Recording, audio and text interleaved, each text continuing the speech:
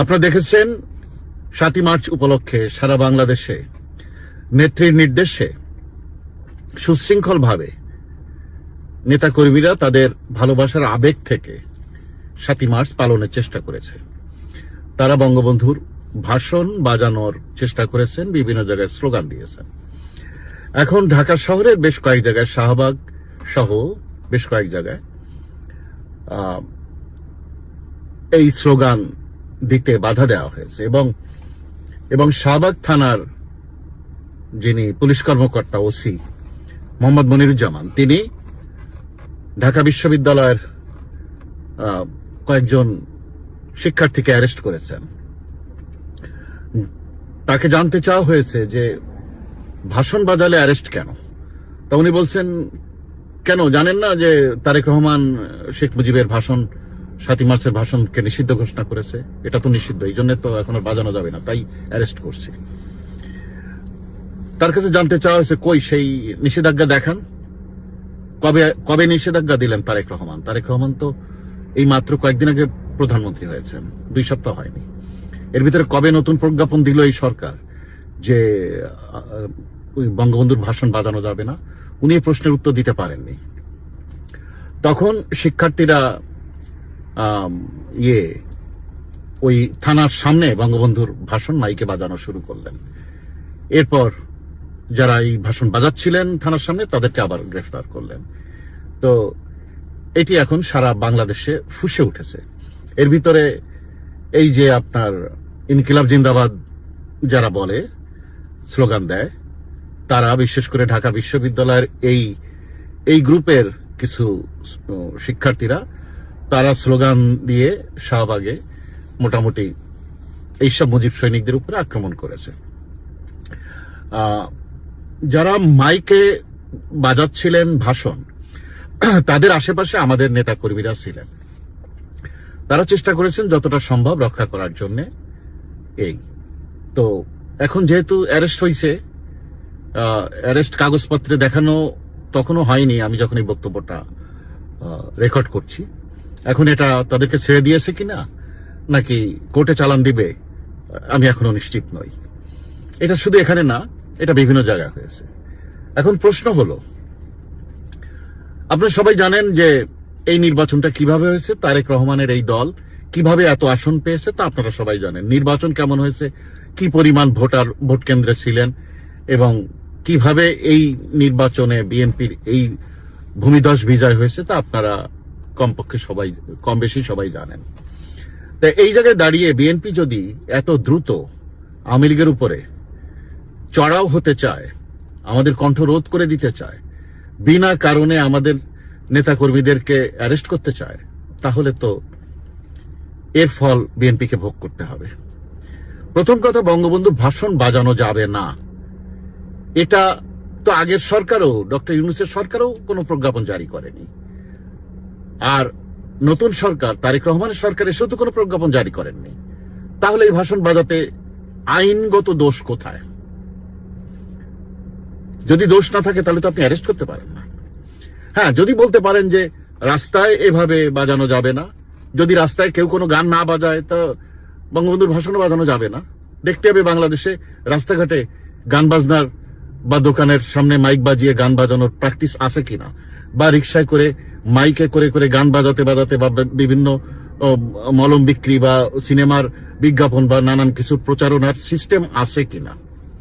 যদি না থাকে, তাহলে যেটা এরা করছে এটা অন্যায় করছে, এদেরকে পুলিশ সরিয়ে দেবে, খুব স্বাভাবিক। আর এটা যদি প্রচলিত নিয়ম থাকে, তাহলে তো আপনি এর কোনোটাই করতে পারেন না, সরাতেও পারবেন না, অ্যারেস্টও করতে পারবেন না।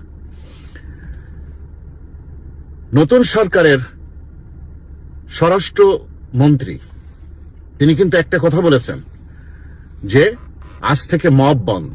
তা মব যদি বন্ধ হয়, তাহলে বঙ্গবন্ধুর ভাষণ স্পিকারে বাজানোর জন্য, বা একটা রেডিওতে বাজানোর জন্য, বা মাইকে বাজানোর জন্য বিভিন্ন জায়গায় মব হচ্ছে কেন? এবং সে মব বিএনপির ছেলেপেলেরাও করছে কেন? এবং সে মব ঢাকা বিশ্ববিদ্যালয়ের এইসব বৈষম্য বিরোধীরা করছে কেন? এদের শাস্তি কি? আপনার কি মব করা তো একটা অপরাধ, আপনারা কি তাদেরকে অ্যারেস্ট করেছেন? যদি অ্যারেস্ট না করেন, করছেন না কেন? আমি আপনার সাথে আমার বক্তব্য কি, আমি আমার কথা বলবো, আপনি আপনার কথা বলবেন, কিন্তু আমি যখনই আপনাকে একটা থাপ্পড় মারবো তখনই কিন্তু আমি আইন ভায়োলেট করলাম। আমি আপনাকে একটা বক্সিং মারলাম, আমি কিন্তু আইন ভায়োলেট করলাম, তখন তো আপনি আমাকে হ্যান্ডকাপ পরাবেন। That's the rules. আপনি, আপনার সরকার, আপনার পুলিশ বিভাগ, আপনার আইন শৃঙ্খলা বাহিনী এই আইন মানছেন তো? রাষ্ট্রের সকল নাগরিকের নিরাপত্তা দেওয়ার দায়িত্ব কিন্তু সরকারের, আর নাগরিকদের দায়িত্ব কিন্তু আইন মেনে চলা। প্রচলিত যে আইন আছে সে আইন মানতে তারা বাধ্য। যদি আইন অমান্য করে অবশ্যই আপনারা ব্যবস্থা গ্রহণ করবেন, শাস্তির আওতায় আনবেন, কিন্তু আইন যে ভায়োলেট করলো তাকে শাস্তি দিবেন না, তাকে জামাইয়া ধরে রাখবেন, আর যে কোনো আইন ভায়োলেট করেনি তাকে আপনারা থানায় পুরে রাখবেন। এটা মেনে নেওয়া হবে না।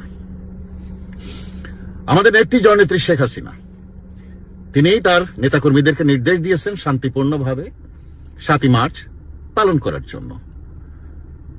নেতাকর্মীরা তাই করছেন।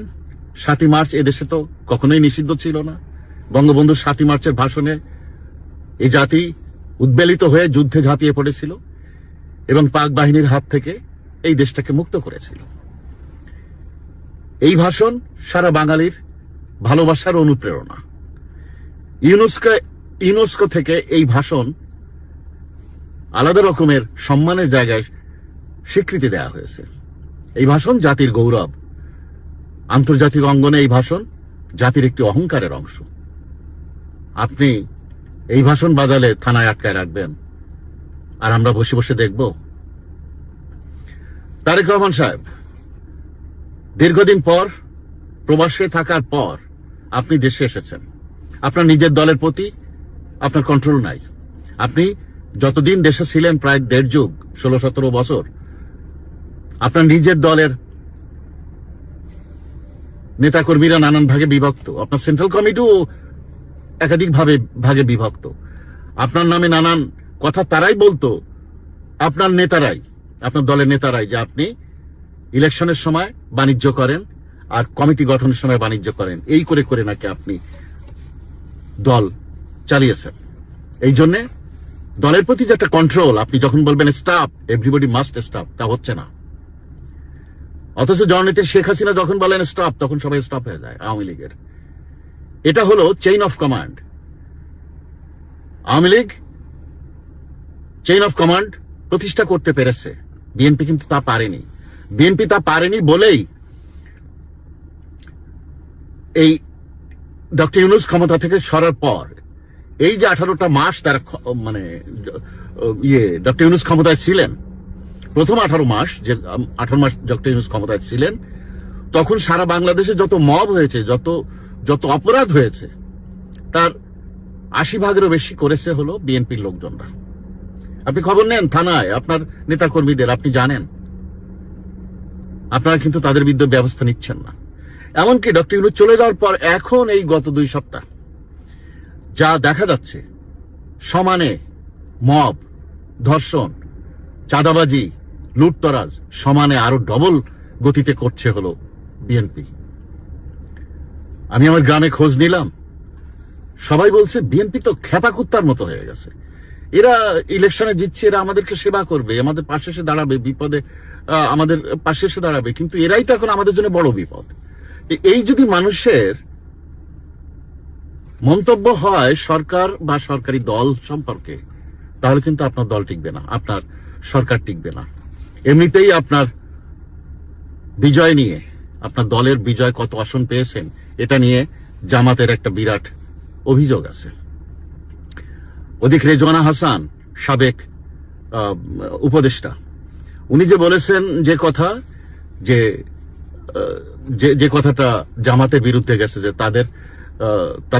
তাদেরকে বিজয় না করে তাদেরকে মেইন স্ট্রিমে যেতে না দিয়ে বিরোধী দলে দেওয়া হয়েছে, কারণ তারা নারী বিদ্বেষী, কারণ তারা সন্ত্রাসে সম্পৃক্ত। এটার পর থেকে জামাত দাবি করছে তারা পেয়েছিল 203 আসন। অ্যাডভোকেট শিশির মনির সম্ভবত ওনার নাম, তো এছাড়া অন্যান্য নেতারা জামাতের, তারা কিন্তু বলছেন তারা 2 শতাধিক সিট পেয়েছিলেন, তাদের সেই বিজয় ছিনিয়ে নেওয়া হয়েছে। এই জন্য তারা কিন্তু খেপা, তারা কিন্তু এই সরকারকে ফেলে দেওয়ার জন্য প্রস্তুত। তারা অলরেডি দাবি করেছে এই সরকার ভেঙে দিতে, নতুন করে আবার ইলেকশন করতে। তারা কিন্তু ওই জায়গায় তাদের রাজনৈতিক চিন্তা এবং কর্মকাণ্ড এবং মানুষকে ফুসলে দেওয়া, উস্কে দেওয়া, এগুলো কিন্তু তারা শুরু করে দিয়েছেন। তারা কিন্তু সরকারের বিরোধী দল। এখনো কিন্তু সরকারের প্রথম সংসদ অধিবেশন এখনো হয়নি। এর ভিতরে তাদের আবার দাবি রয়েছে জুলাই সনদ নিয়ে। এই সবের মধ্যে যদি আপনারা আওয়ামী লীগকেও খেপিয়ে ফেলেন, জাতীয় পার্টিকেও তো জবরদস্তি করে ফেল করে বের করে দিয়েছেন, তো সবাই খেপে গেলে রাষ্ট্র চালাতে পারবেন তো জনাব তারেক রহমান? আরেকবার ভাবুন।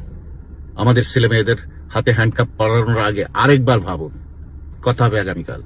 প্রিয় দেশবাসী, ভালো থাকুন।